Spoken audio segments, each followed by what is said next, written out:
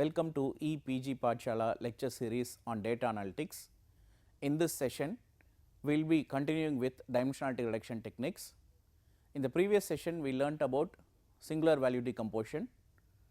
As part of this session, we will continue with singular value decomposition with a case study, and then we will discuss about another decomposition technique called CUR, which is a matrix approximation technique. So, the objectives of today's session are to understand SVD using a case study, learn the process of CUR approximation technique, and then know the performance between SVD and CUR.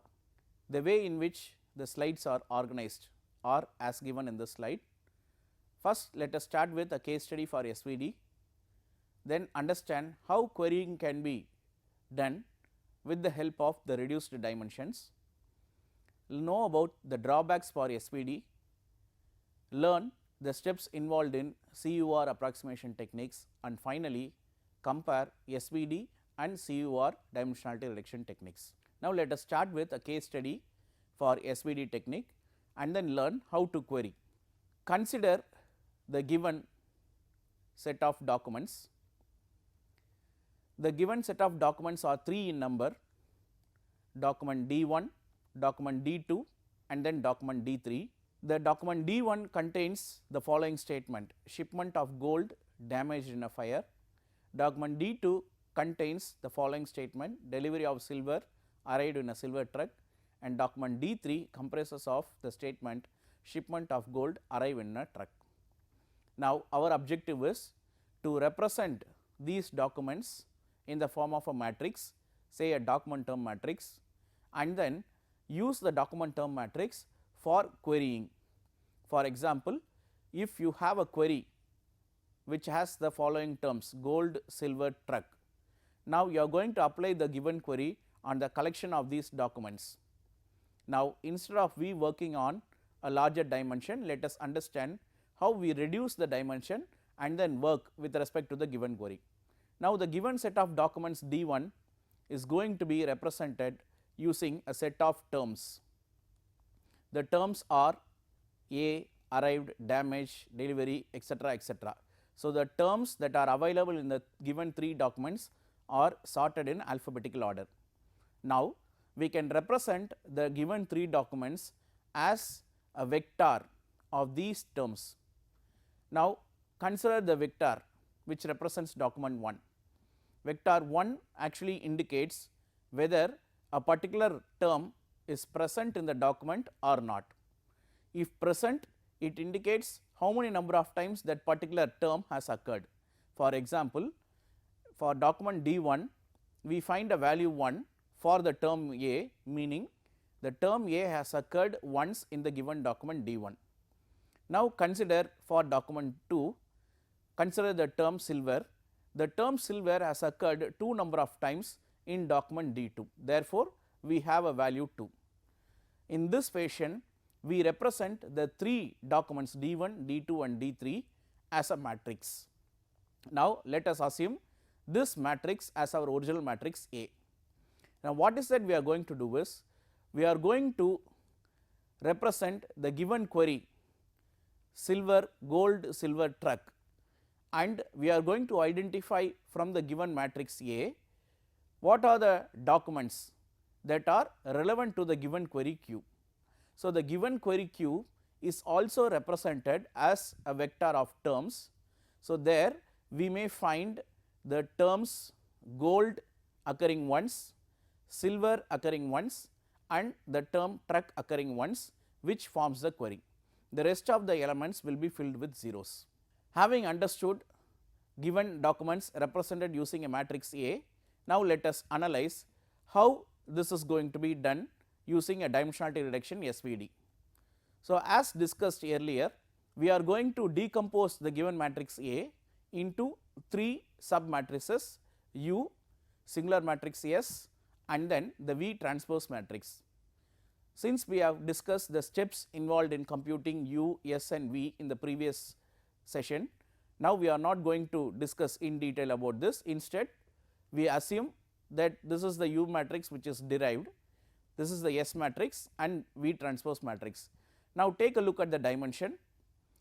There were 1, 2, 3, 4, 5, 6, 7, 8, 9, 10 and 11 number of rows, 3 columns. So, the dimension is 11 by 3. For the singular value matrix, it is going to be 3 by 3, and similarly for the V transpose matrix, it is going to be 3 by 3. Once you have the U, V and then the S matrix, you can now work on the reduced dimensions by choosing the value for k. Now, assume we have chosen the value for k as 2, meaning for the given U matrix, you will have to choose only 2 columns. For the given S matrix, you will have to work on only 2 of the singular values, and for the given matrix V transpose, we need to work only on 2 rows, the third row will be ignored. So, now what happens is the reduced U matrix, the reduced singular value matrix and the reduced V transpose matrix are shown like this. Now, let us understand how querying can be incorporated and use the query for the purpose of identifying similar documents. If the query is represented as a vector as shown in the previous slide, now all that you need to do is you need to understand how to compare one document with respect to the other document and using the query. So, suppose D is equal to D transpose UK and then the inverse of the singular value matrix, then you can represent Q using the same equation Q transpose UK and then singular value inverse. So, the transpose for the Q matrix is this value, the UK matrix is the reduced U matrix and the S inverse is the inverse of the 2 dimensional singular value matrix. Now, once the query, the reduced U and S matrices are there, now you can represent the Q matrix in the form of a vector. So, the 2 dimensional vector for the given query Q is now equal to minus 0.214 and minus 0.182. This is derived by multiplying the 3 matrices, that is the Q transpose matrix, U reduced U matrix and then the reduced singular value matrix. Similarly, the documents can also be represented as a 2 dimensional vectors. Now, what is that we can do is we can take these 2 dimensional points and then if you plot it, you can have a 2 dimensional scatter plot. Having known these documents and the query as a 2 dimensional information, now you can make use of a simple cosine similarity metric for the purpose of understanding what are the documents that are similar. So, the cosine similarity metric is defined as shown here. So, similarity between query and the given document D is equal to Q, the scalar product of Q and D divided by the absolute value of Q and D. Now, let us take the given query and document D1.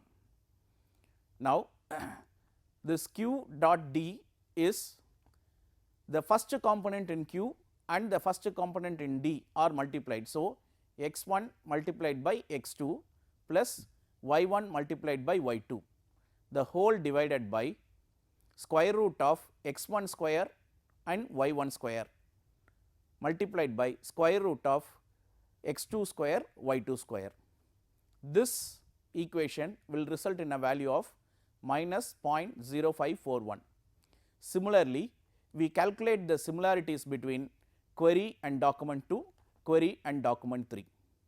Now, when you take a look at these values, so this is the similarity value between query and document 1, this is the similarity value between query and document 2 and this is the similarity value between query and document 3. Now, when you take a look at this value, you will find the similarity value is high for query and document 2 by means of the value 0.99. Then the next document which is highly similar with respect to the given query is indicated by this second largest similarity value 0.4478, and the least similar document with respect to the given query is document D1 highlighted by a negative value. So, now what we can do is, now we can rank the documents in descending order, which states that D2 is highly similar with respect to the given query when compared with document D3 and D1. So, document D2 is highly similar, next highly similar value is document D3 and the least similar is document D1. Having understood this, now we can easily conclude what may be the correct document which will be retrieved as a result for the input query gold, silver, truck. So, we can easily say that document D2 is highly similar. Now, if these two dimensional parameters are plotted and highlighted as shown in this scatter plot, now we may be in a position to find these dots indicate the respective documents. So, document D1 is represented using this two dimensional value, document D2 with this value, document D3 with this value, and the query given query Q is represented using this value. Now, from this diagram itself you can easily see to which of these three documents the query document is very close, which is computed based on the angle. So, now you can find query Q is very close to document D2, the vector D2 rather than document D3 and D1. When you compare between D3 and D1, query 2 is similar to D3 rather than D1. So, now this gives us an idea that document D2 scores higher than document D3 and D1, and hence the vector, that is document D2 vector, is very close with respect to the given query vector. So, the previous results that we discussed and the scatter plot or the two dimensional representation of the document vectors also clearly indicates that document D2 is the correct or relevant answer for the given query. Now, this is a place where you should understand clearly how the reduced dimensions are useful. So, instead of you working on the actual U, actual singular value matrix and actual V transpose matrix, here we have worked on a very reduced dimension of the U matrix and S matrix, and this is a place where dimensionality reduction has happened, and accordingly the quantum of data on which we are analyzing is reduced to a larger extent. So, with this case study we might have understood clearly how singular value decomposition will help us in reducing the size of data on which we are trying to analyze, and also use it further for many applications like querying. Though this technique provides you a reduced data set, still there are certain drawbacks. The drawbacks are in terms of the resulting matrix, which will be derived by multiplying the U matrix, the singular value matrix and then the V transpose matrix, which is going to be an approximation, and the rank of that approximation is going to be low. Therefore, interpretability with respect to the given matrix becomes a bit difficult. The singular vectors actually specifies a linear combination of all inputs of the column or the row. Therefore, interpreting the columns and row becomes a bit difficult, and also it lacks sparsity. Singular values are dense in nature. These three important drawbacks actually will result in, say, reducing the complexity of the given singular matrix, and hence certain amount of error will be introduced. Now, let us understand how these errors may be overcome using another dimensionality reduction technique called CUR, which is a matrix decomposition or approximation technique. The goal of CUR is same as SVD technique. Here also we are trying to decompose the given matrix A into C matrix, U matrix and then the R matrix, and then there are various constraints on the C and R matrix. Ultimately, the objective is the difference between the original matrix A and the product of CUR must be minimal. This must be the main objective.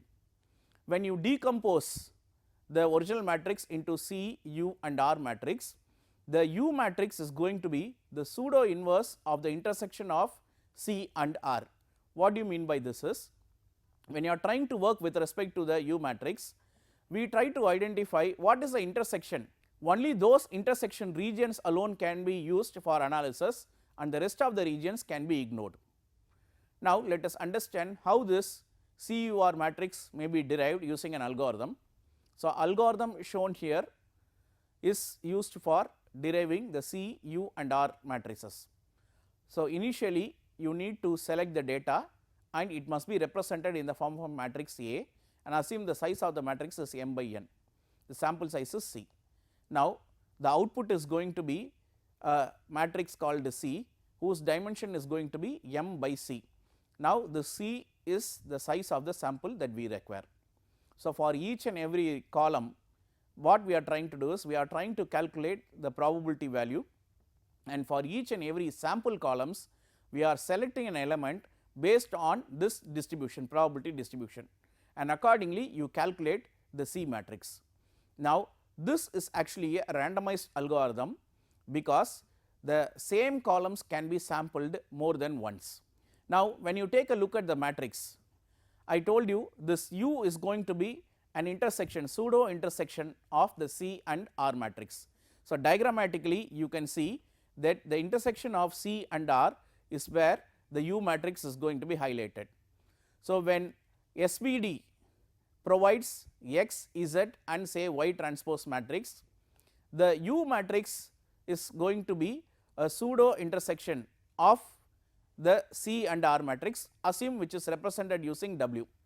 So, now Z plus acts as the reciprocals of non-zero singular values, which is the singular values are taken inverse. So, that is the inverse of the original singular values. So, the W plus here is a notation used for indicating the pseudo inverse. So, the singular values whose inverse value are going to be represented by W plus, and therefore, it is called as a pseudo inverse matrix. Now, we will have to understand how CUR proves to be good when compared with SVD.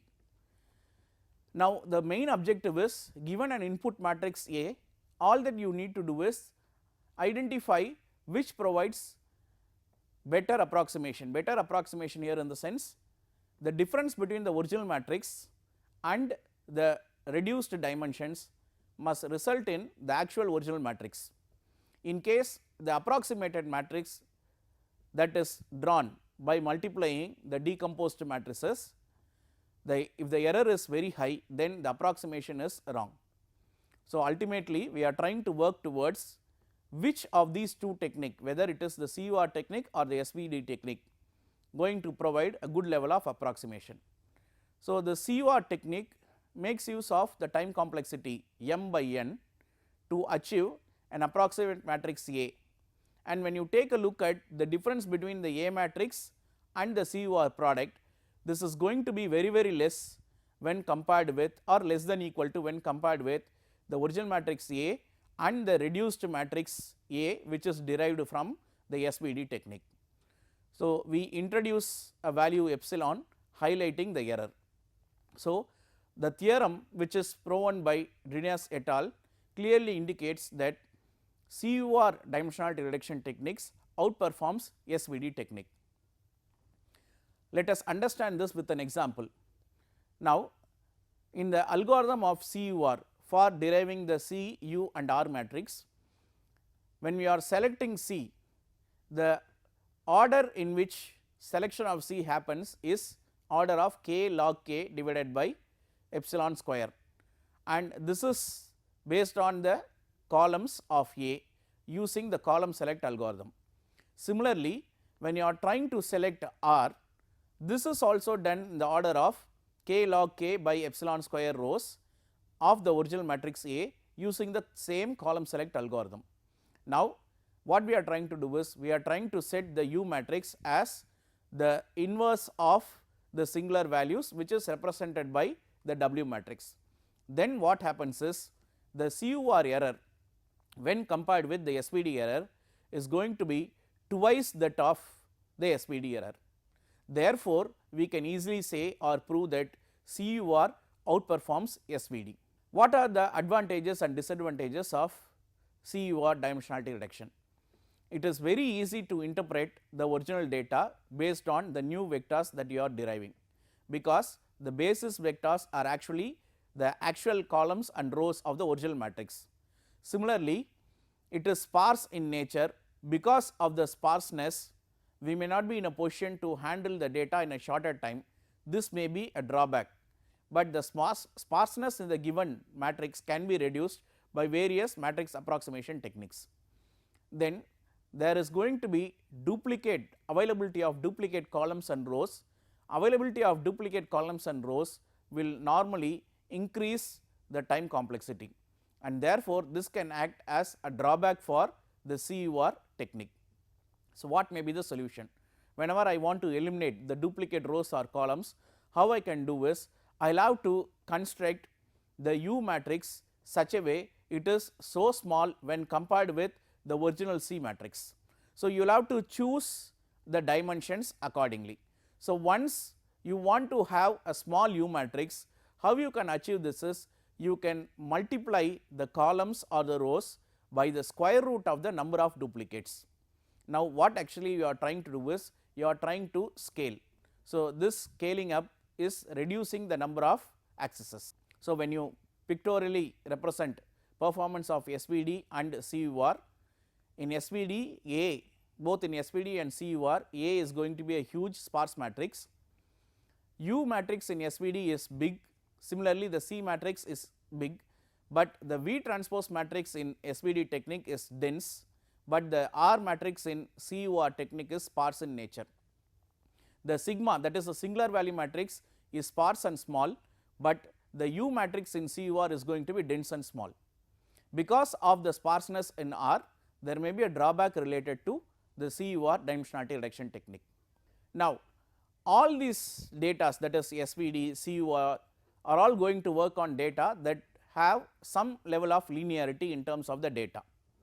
But if this linearity assumption is not existing in the given data set, that is the data is going to be a non-linear data, for example an isomap, then the same dimensionality reduction techniques sometimes may not work out effectively, but still then you can apply the same dimensionality reduction techniques by means of building an adjacency graph or a geodesic distance, which is once again going to be a distance graph, or you can make use of principal component analysis of the given graph using pairwise distance matrix.